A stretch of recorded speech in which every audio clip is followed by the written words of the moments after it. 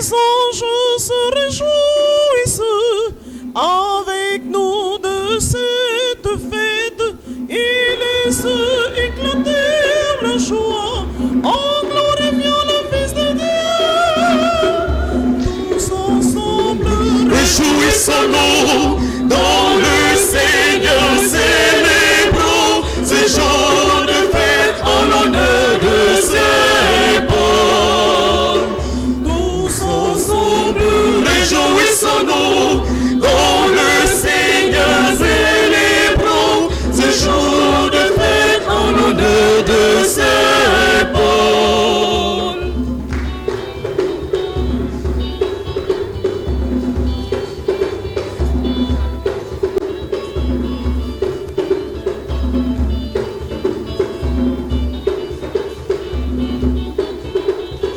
tous ensemble, Réjouissons-nous dans le Seigneur, célébrons ce jour de fête en l'honneur de ses bornes.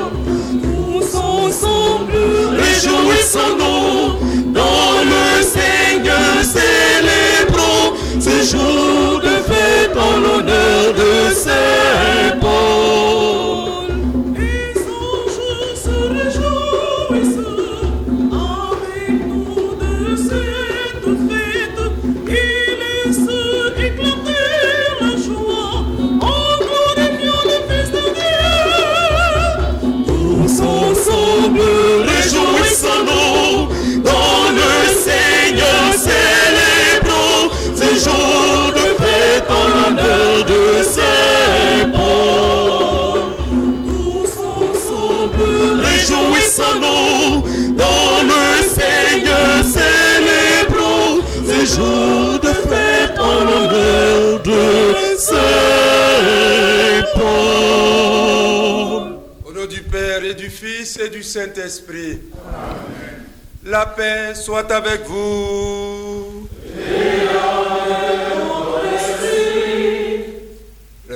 Frères et sœurs, en cette Eucharistie, accueillons avec l'apôtre Paul la grâce de notre salut dans le Christ Jésus.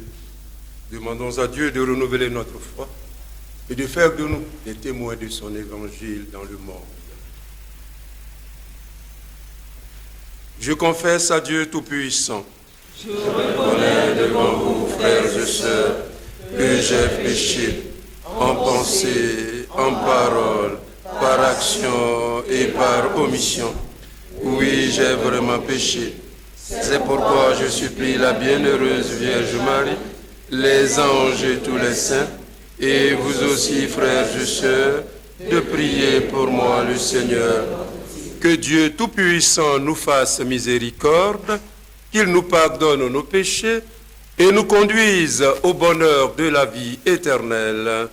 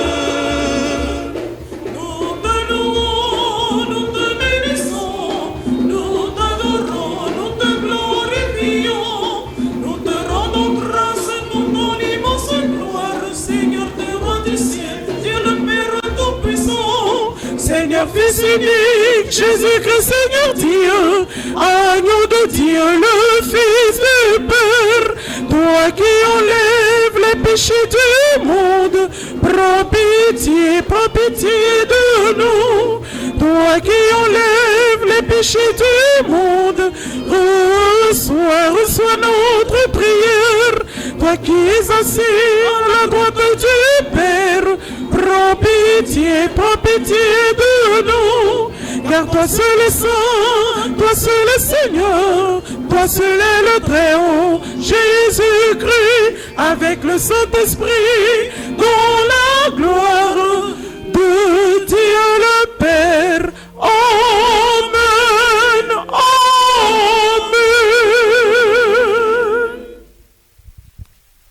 Prions le Seigneur.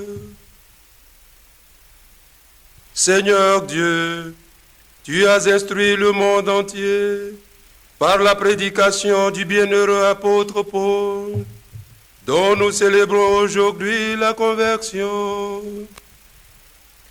Accorde-nous d'aller vers toi en suivant les exemples qu'il nous donne et d'être ainsi pour le monde les témoins de ta vérité. Par Jésus-Christ, ton Fils, notre Seigneur, qui vit et règne avec toi dans l'unité du Saint-Esprit, Dieu pour les siècles des siècles.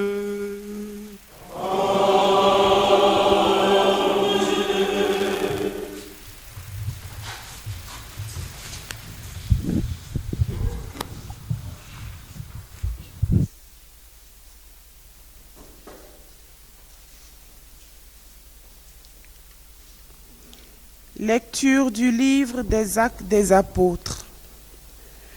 En ces jours-là, Saul était toujours animé d'une rage meurtrière contre les disciples du Seigneur. Il alla trouver le grand prêtre et lui demanda des lettres pour les synagogues de Damas, afin que, s'il trouvait des hommes et des femmes qui suivaient le chemin du Seigneur, il les amène enchaînés à Jérusalem. Comme il était en route et approchait de Damas, soudain, une lumière venant du ciel l'enveloppa de sa clarté. Il fut précipité à terre. Il entendit une voix qui lui disait « Saul, Saul, pourquoi me persécuter ?» Il demanda « Qui es-tu, Seigneur ?» La voix répondit « Je suis Jésus, celui que tu persécutes. Relève-toi et entre dans la ville. On te dira ce que tu dois faire. » Ses compagnons de route s'étaient arrêtés, muets de stupeur. Ils entendaient la voix, mais ils ne voyaient personne. Saul se releva de terre, et bien qu'il eût les yeux ouverts, il ne voyait rien. Ils le prirent par la main pour le faire entrer à Damas. Pendant 3 jours, il fut privé de la vue, et il resta sans manger ni boire. Or, il y avait à Damas un disciple nommé Ananie. Dans une vision, le Seigneur lui dit, « Ananie !» Il répondit, « Me voici, Seigneur. » Le Seigneur reprit, « Lève-toi, va dans la rue appelée rue droite, chez Jude. Tu demanderas un homme de Tarse nommé Saul. Il est en prière et il a eu cette vision. Un homme du nom d'Ananie entra et lui imposait les mains pour lui rendre la vue. Ananie répondit, « Seigneur, j'ai beaucoup entendu parler de cet homme et de tout le mal qu'il a fait subir à tes fidèles à Jérusalem. Il est ici, après avoir reçu de la part des grands prêtres le pouvoir d'enchaîner tous ceux qui invoquent ton nom. » Mais le Seigneur lui dit, « Va, car cet homme est l'instrument que j'ai choisi pour faire parvenir mon nom auprès des nations, des rois et des fils d'Israël. Et moi, je lui montrerai tout ce qu'il faudra souffrir pour mon nom. Ananie partit donc et entra dans la maison. Il imposa les mains à Saul en disant, « Saul, mon frère, celui qui m'a envoyé, c'est le Seigneur. C'est Jésus qui t'est apparu sur le chemin par lequel tu venais. Ainsi, tu vas retrouver la vue et tu seras rempli d'Esprit Saint. » Aussitôt, tombèrent de ses yeux comme des écailles, et il retrouva la vue. Il se leva, puis il fut baptisé. Alors, il prit de la nourriture et les forces lui revinrent. Il passa quelques jours à Damas avec les disciples, et sans plus attendre, il proclamait Jésus dans les synagogues, affirmant que celui-ci est le Fils de Dieu. Tous ceux qui écoutaient étaient stupéfaits et disaient, « N'est-ce pas lui qui, à Jérusalem, s'acharnait contre ceux qui invoquent ce nom-là? Et n'est-il pas venu ici afin de les ramener enchaînés chez les grands prêtres? » Mais Saul, avec une force de plus en plus grande, réfutait les Juifs qui habitaient à Damas en démontrant que Jésus est le Christ. Parole du Seigneur. Nous rendons grâce à Dieu.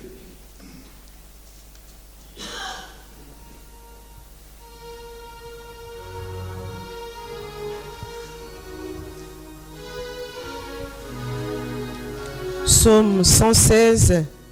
Allez dans le monde entier proclamer l'Évangile.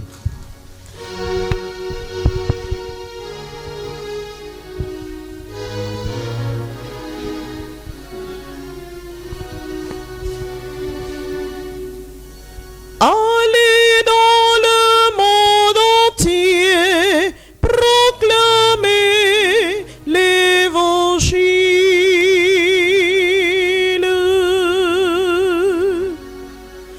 Allez dans le monde entier proclamer l'Évangile.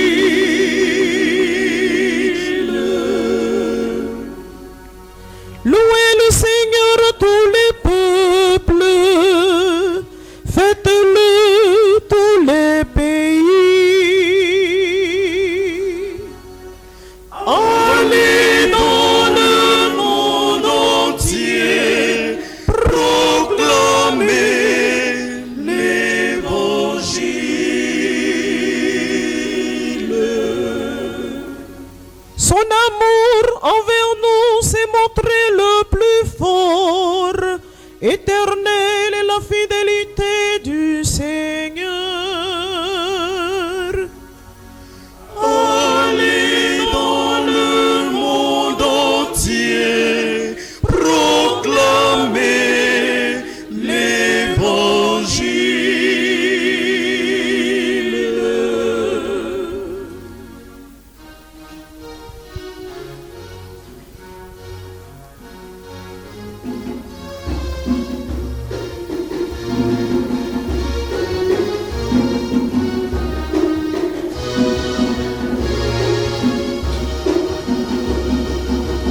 Alléluia,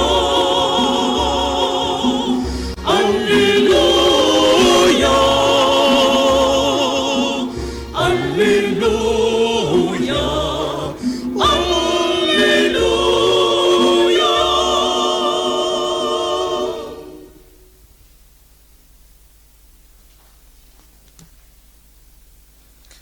C'est moi qui vous ai choisi du milieu du monde, afin que vous alliez, que vous portiez du fruit et que votre fruit demeure, dit le Seigneur.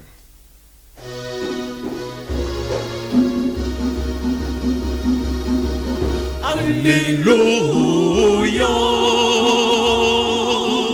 Alléluia,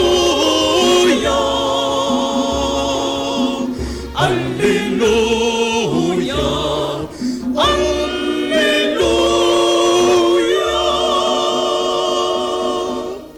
Le Seigneur soit avec vous. Évangile de Jésus-Christ selon saint Marc.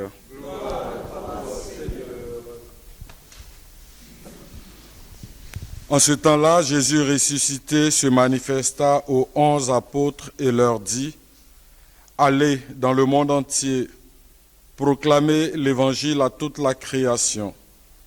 Celui qui croira et sera baptisé sera sauvé. Celui qui refusera de croire sera condamné. Voici les signes qui accompagneront ceux qui deviendront croyants. En mon nom, ils expulseront les démons. Ils parleront en langue nouvelle. Ils prendront des serpents dans leurs mains, et s'ils boivent un poison mortel, il ne leur fera pas de mal. Ils imposeront les mains aux malades, et les malades s'en trouveront bien.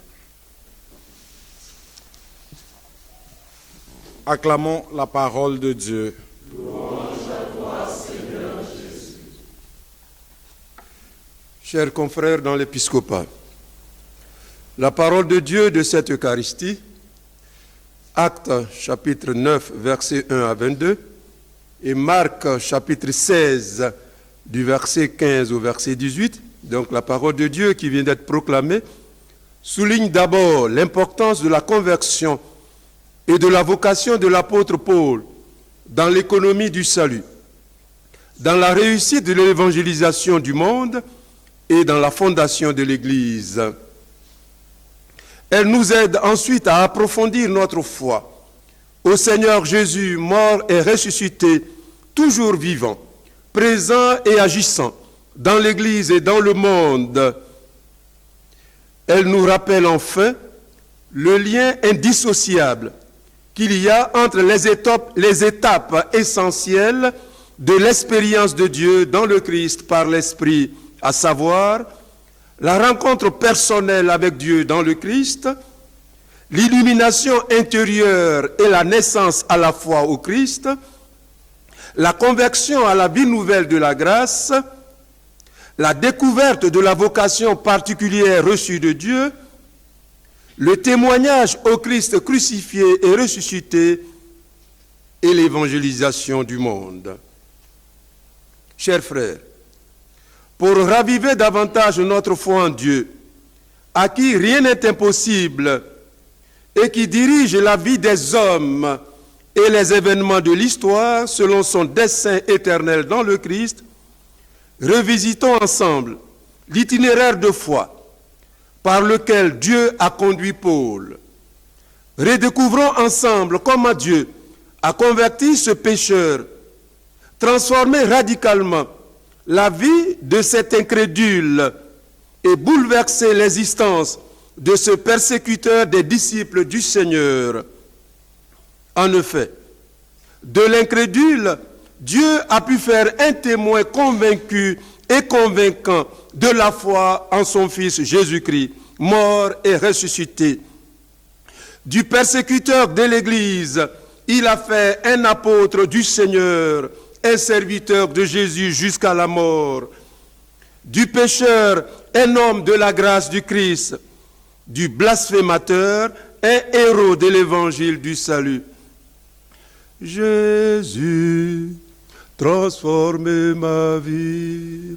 Tu peux transformer ma vie. Tu peux transformer ma vie.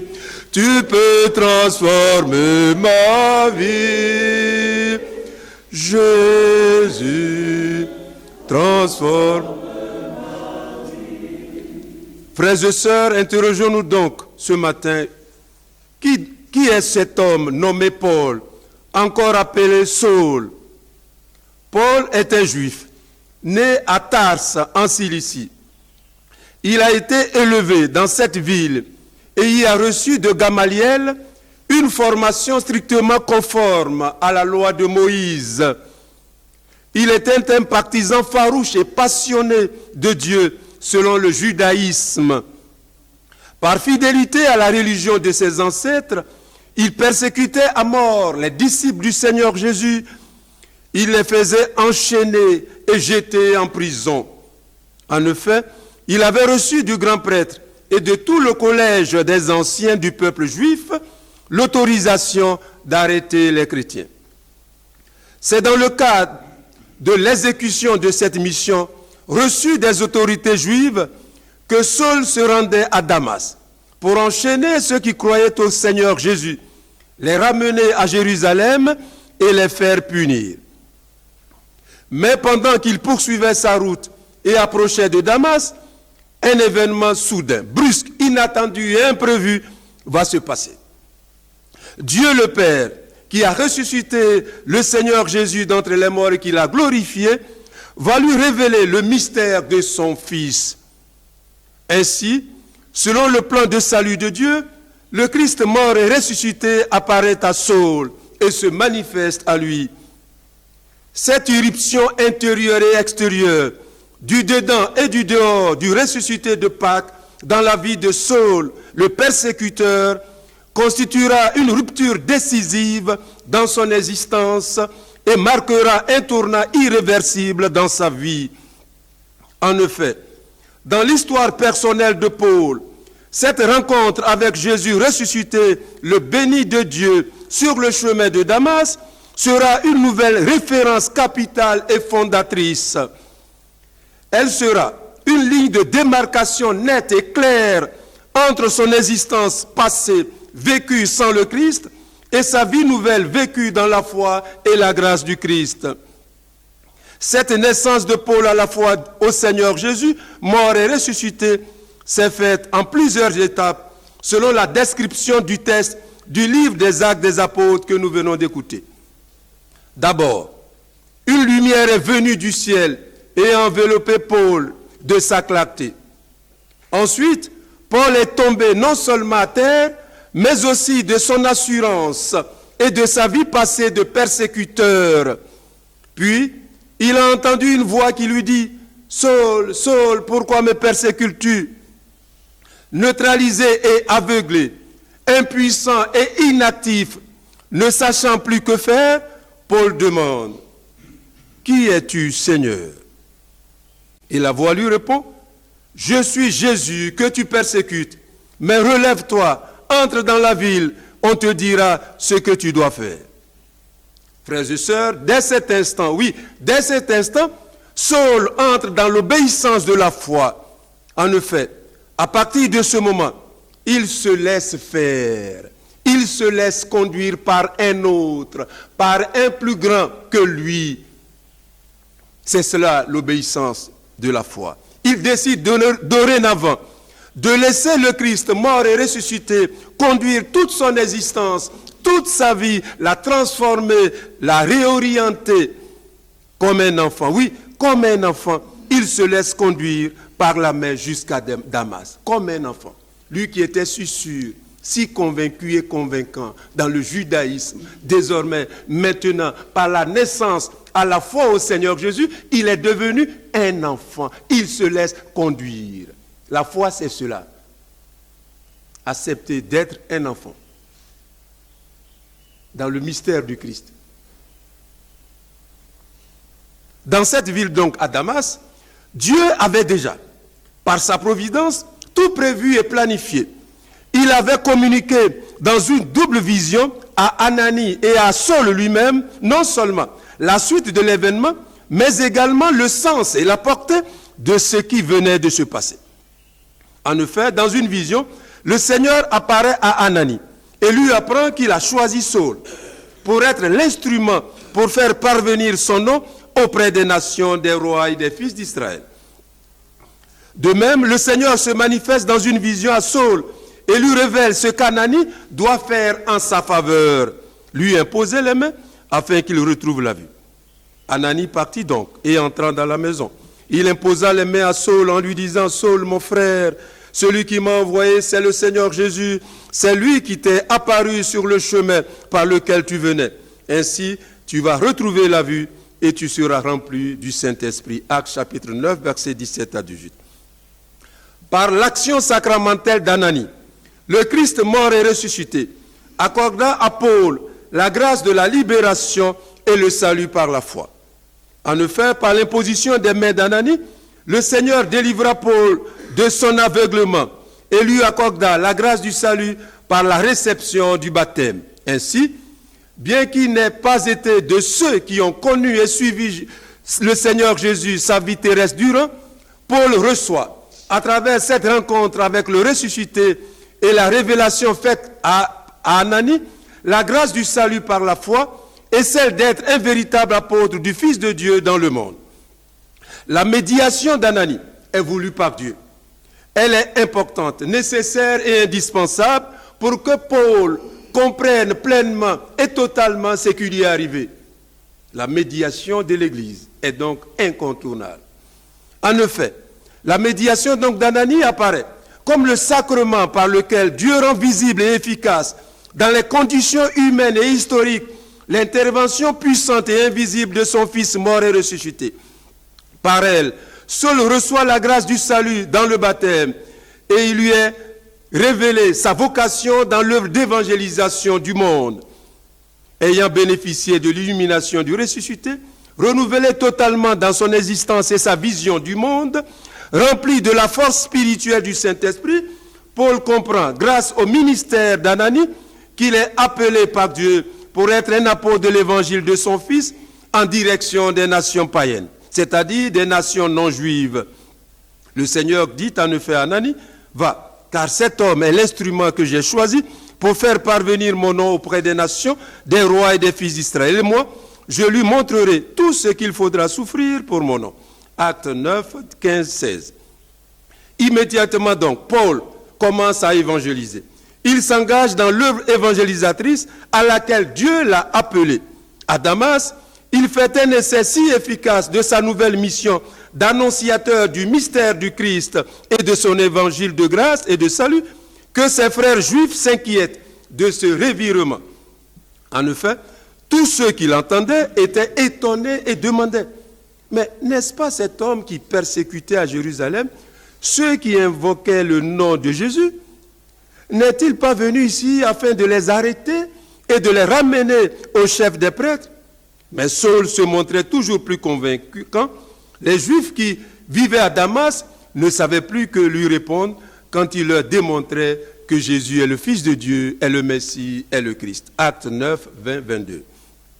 Dès lors, nous comprenons, frères et sœurs, que pour évangéliser vraiment et efficacement, il faut d'abord y avoir été appelé par Dieu lui-même, par le Christ lui-même. Oui, il faut avoir été appelé. Première condition, sine qua non, indispensable, incontournable. Oui, il faut avoir reçu un appel spécifique, particulier du Christ ressuscité lui-même. On ne se proclame pas évangélisateur. Aujourd'hui, en Côte d'Ivoire et en Afrique, chacun se lève et il évangélise. Qui t'a envoyé? On ne s'envoie pas. On ne s'envoie pas. On est envoyé, on est choisi et envoyé. On ne se proclame pas évangélisateur.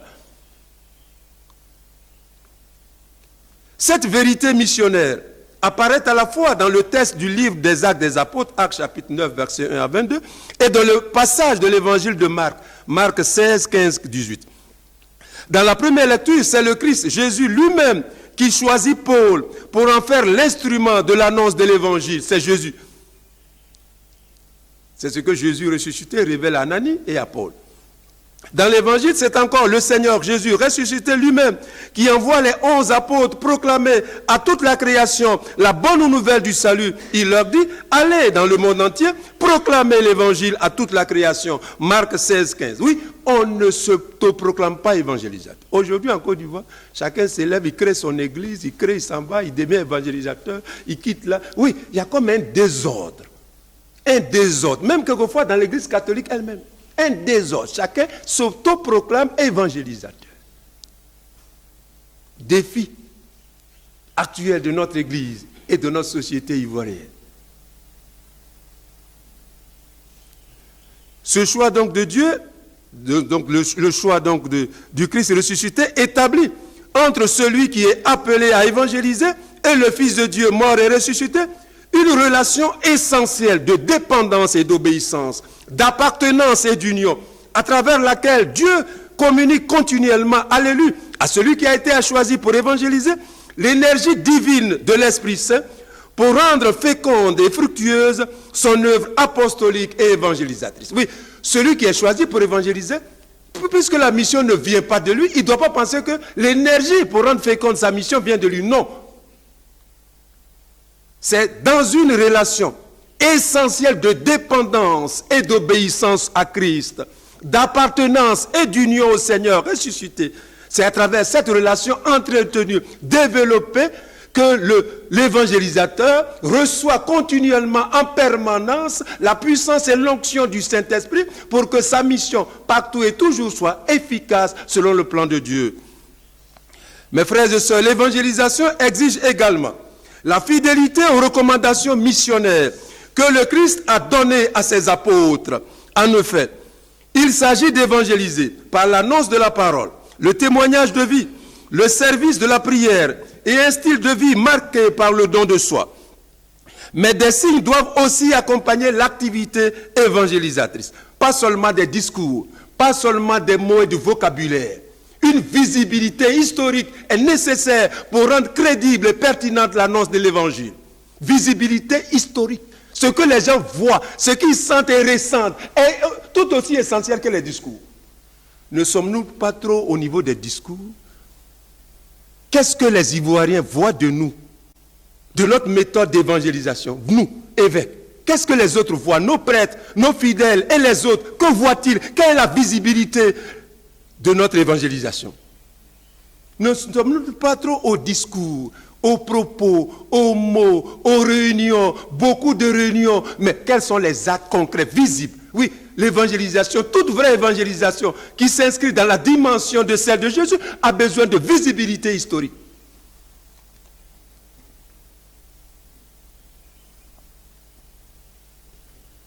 Ces actions visibles, sensibles et concrètes manifestent la bonté de Dieu et attestent vraiment que Dieu est à l'œuvre par la puissance du Christ mort et ressuscité pour sauver tous les hommes et tout homme, quelle que soit la condition morale, religieuse, spirituelle, économique dans laquelle il se trouve. Paul était très loin de Dieu. Très loin de Dieu. Oui, Dieu n'est jamais loin de quelqu'un. C'est ça que la visibilité de l'Église doit signifier, exprimer. Ces signes de l'avènement du royaume des cieux rendent aussi, je l'ai dit, aussi crédible et pertinente la vie et l'annonce de l'évangélisateur. La parole de Dieu, enfin, nous indique d'abord quelques-uns de ces signes qui accompagneront les évangélisateurs qui obéissent à l'Esprit Saint. L'ouverture à tous et l'accueil de chacun. L'ouverture à tous et l'accueil de chacun.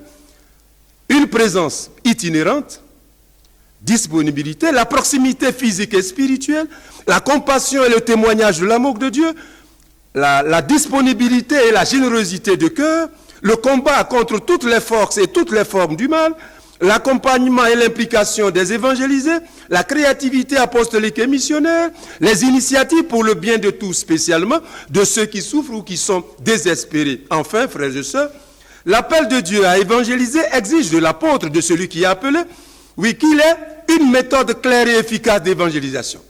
Oui, une méthode claire, connue, reconnue, reconnaissable. Mes frères évêques, avons-nous chacun une méthode claire d'évangélisation? Laquelle? Quels en sont les actes essentiels? Parce que s'il n'y a pas de méthode d'évangélisation claire, que nous-mêmes nous comprenons, comment pouvons-nous la communiquer à nos prêtres, à nos agents pastoraux? Oui, sans méthode claire, perçue, compréhensible, qu'on peut analyser. Les actes essentiels, non, l'évangélisation est déjà limitée, même si l'Esprit est à l'œuvre. Oui, pour parvenir, l'apôtre doit s'inspirer de la méthode d'évangélisation du Seigneur Jésus lui-même et de ses apôtres. Méthode fondée sur la logique des mystères de l'incarnation, de la rédemption et de la Pentecôte. Ainsi, la méthode d'évangélisation par incarnation consiste à évangéliser d'abord et avant tout par la présence de l'évangélisateur au milieu de ceux qui l'évangélisent. Si la présence est la première condition ici dans cette méthode d'incarnation, c'est la présence. Si le pasteur n'est pas en permanence présent au milieu, à côté des gens, il n'évangélise pas. Il n'évangélise pas. S'il n'est presque jamais là, il est toujours en voyage, en déplacement, non, il n'évangélise pas. Oui, d'abord, une présence continue, permanente, auprès et au milieu de ceux qu'on évangélise, ou on prétend évangéliser. Ensuite, bien sûr, la proximité physique et spirituelle. Proximité réelle, concrète, vive, vécue, ressentie par les autres. Proximité physique et spirituelle. Bien sûr, l'accompagnement, le témoignage de l'amour de Dieu, je l'ai dit. La compassion, la solidarité, les relations ouvertes et inclusives. Car ici, il s'agit dans la méthode d'évangélisation par incarnation, il s'agit, comme Jésus et avec lui et à sa suite, de s'intéresser concrètement à la vie des hommes, s'intéresser aux hommes, oui, s'intéresser aux hommes, à leurs joies, à leurs souffrances, à leurs combats, à leurs échecs, à leurs péchés, oui. Il s'agit de faire route avec les hommes, s'intéresser aux hommes. Si on ne s'intéresse pas aux hommes, on ne peut pas évangéliser. Oui, si on ne s'intéresse pas aux hommes, on ne peut pas évangéliser. Si on ne prend pas en compte leurs joies, leurs difficultés, leurs soucis, on n'évangélise pas. Oui, il s'agit donc de s'intéresser aux hommes, d'en prendre soin et de les accompagner par l'amour et dans l'amour vers l'éternité de Dieu. 2. Quant à la méthode d'évangélisation par la rédemption, elle consiste à mettre d'abord toute sa confiance en Dieu et s'abandonner à lui en toute situation, comme Jésus sur la croix. Père, entre tes mains, je remets mon esprit. Oui, l'évangélisateur doit toujours, par la prière, dans la foi, s'abandonner, se remettre entièrement, totalement, entre les mains de Dieu, quoi qu'il arrive et quoi qu'il en coûte. Il doit ensuite évangéliser par rédemption, c'est savoir que par l'évangélisation, je suis en train de donner ma vie, je ne m'amuse pas, ce n'est pas la plaisanterie. Je donne ma vie, j'investis mon être, c'est ma vie que je donne. Oui, évangéliser, c'est donner sa vie. Être conscient que je suis en train de donner ma vie, je ne m'amuse pas. Ce n'est pas l'amusement, ce n'est pas du théâtre. Non, c'est ma vie que je donne. C'est ça l'évangélisation par rédemption. Donner sa vie, être conscient que je donne ma vie. Je suis en train de donner ma vie. C'est aussi se sanctifier et sanctifier la vie des autres. C'est renouveler et enrichir le mystère humain, individuel et collectif, selon la grâce du Christ. Et enfin, évangéliser dans l'Esprit Saint, c'est respecter les principes suivants dans l'activité missionnaire. L'universalité. Je l'ai dit, ouverture à tous. L'universalité, ça vient de l'Esprit. L'implication et l'inclusion vient aussi de l'Esprit Saint. Sans l'Esprit, on ne peut pas inclure, on exclut. On ne peut pas impliquer. L'universalité, l'inclusion, l'implication, l'édification des fidèles. L'édification vient aussi de l'Esprit. La croissance de l'Église, la croissance, l'édification des fidèles, la croissance de l'Église, le discernement et l'accomplissement de la volonté de Dieu, oui, sont des aspects qui viennent du Saint-Esprit, de l'écoute et de l'obéissance à l'Esprit. Frères et sœurs, puisse Dieu, par l'intercession de l'apôtre Paul, rendre davantage féconde notre vie et fructueux notre ministère d'évêque dans la société ivoirienne et dans l'Église en Côte d'Ivoire, pour sa plus grande gloire et pour le salut des âmes. Amen.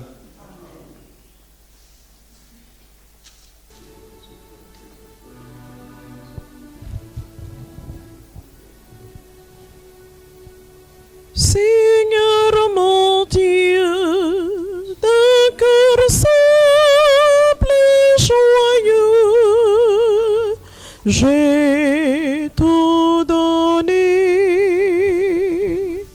Nos journées et nos nuits, nous les offrons à ton autel, que tu les bénisses.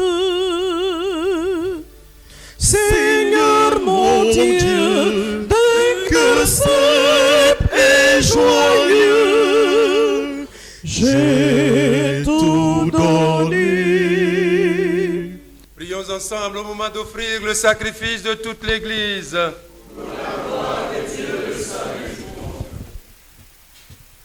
Tandis que nous célébrons tes mystères, Seigneur, que ton Esprit Saint répande sur nous la lumière de la foi, dont il n'a cessé d'éclairer le bienheureux apôtre Paul, pour que rayonne ta gloire.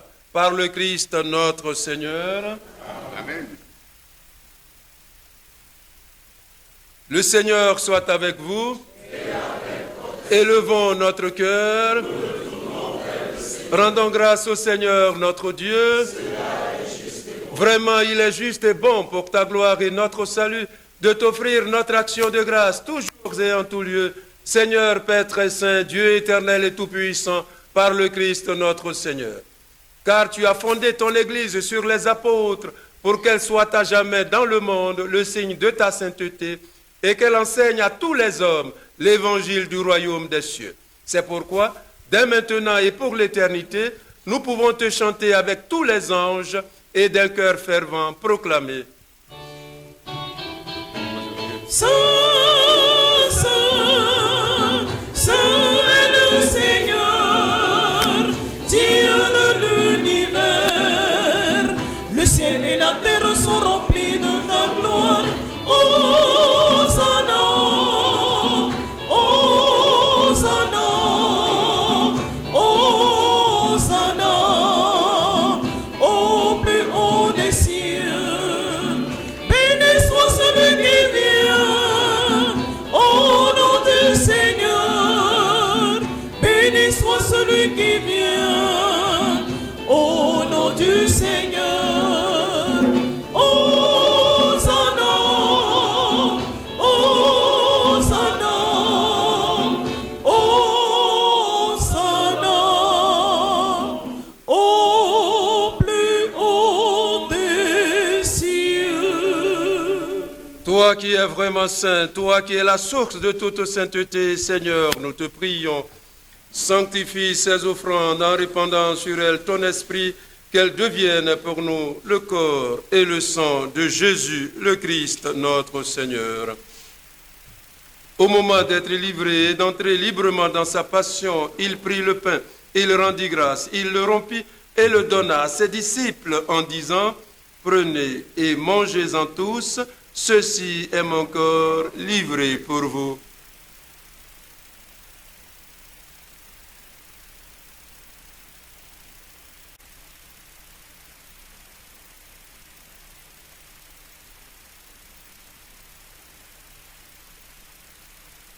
De même, après le repas, il prit la coupe.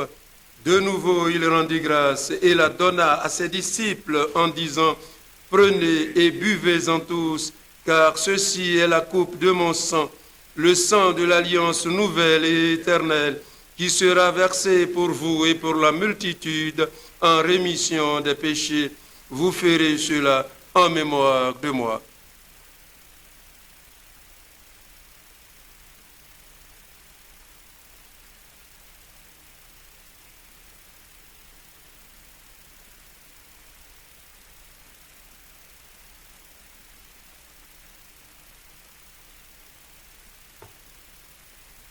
Il est grand le mystère de la foi.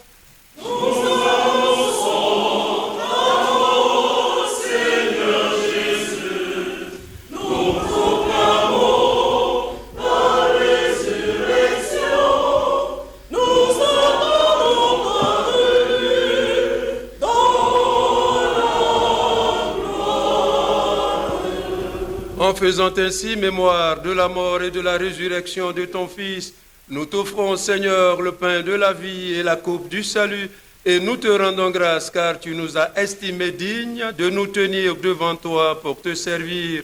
Humblement, nous te demandons qu'en ayant part au corps et au sang du Christ, nous soyons rassemblés par l'Esprit Saint en un seul corps.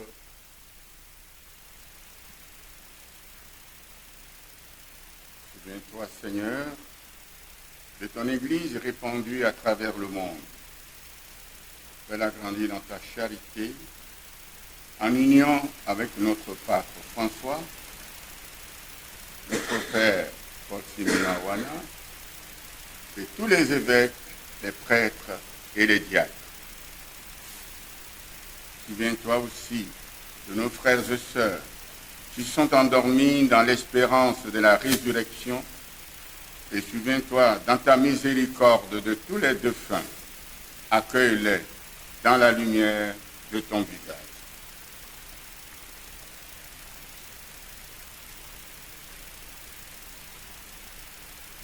Sur nous tous, enfin, nous implorons ta bonté.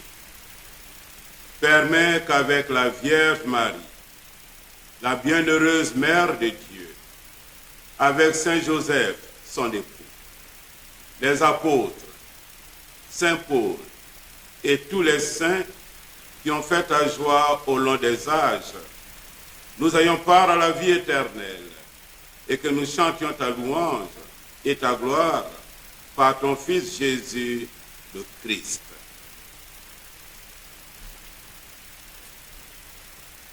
Par lui, avec lui et en lui, à toi, Dieu le Père Tout-Puissant, dans l'unité du Saint-Esprit, tout honneur et toute gloire pour les siècles des siècles. Amen. Comme nous l'avons appris du Sauveur et selon son commandement, nous osons dire, Notre Père qui es aux cieux, que ton nom soit sanctifié, que ton règne vienne, que ta volonté soit faite sur la terre comme au ciel. Donne-nous aujourd'hui notre pain de ce jour. Pardonne-nous nos offenses, comme nous pardonnons aussi à ceux qui nous ont offensés. Et ne nous laisse pas entrer en tentation, mais délivre-nous de tout mal, Seigneur, et donne la paix à notre temps. Soutenus par ta bonté et ta puissance, nous serons libérés de tout péché, à l'abri de toute épreuve. Nous qui attendons que se réalise cette bienheureuse espérance, le retour glorieux de Jésus-Christ, notre Sauveur. Grâce à toi qu'appartiennent le règne, la puissance et la gloire pour les siècles des siècles. Seigneur Jésus-Christ, tu as dit à tes apôtres, je vous laisse la paix, je vous donne ma paix. Ne regarde pas nos péchés, mais la foi de ton Église, pour que ta volonté s'accomplisse. Donne-lui toujours cette paix et conduis-la vers l'unité parfaite, toi qui vis et règnes pour les siècles des siècles. Amen. Que la paix du Seigneur soit toujours avec vous. Et avec votre esprit.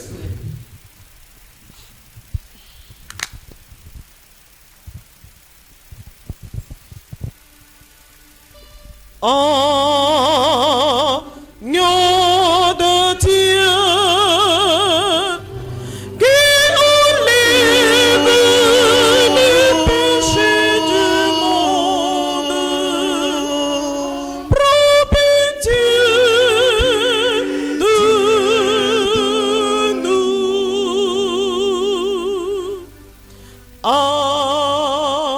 Agneau de Dieu, qui enlève les péchés du monde, prends pitié de nous.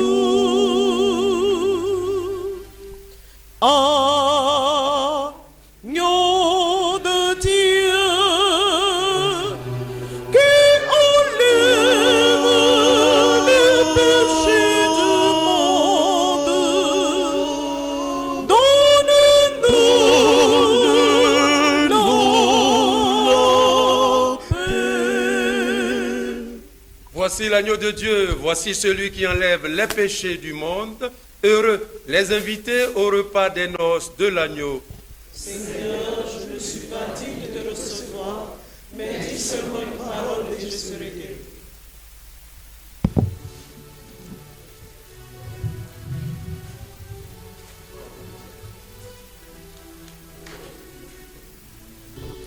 Nous formons l'Église du Seigneur. Prions le Seigneur. Seigneur notre Dieu, que le sacrement reçu attise en nous le feu de la charité, le feu de la foi, dont l'ardeur enflammait le bienheureux apôtre Paul et lui faisait porter le souci de toutes les églises. Par le Christ notre Seigneur. Amen. Le Seigneur soit avec vous. Et avec votre esprit. Que Dieu Tout-Puissant vous bénisse, le Père et le Fils et le Saint-Esprit. Amen. Allez et demeurez dans la paix du Christ. Nous rendons grâce à Dieu. Passons les Jésus.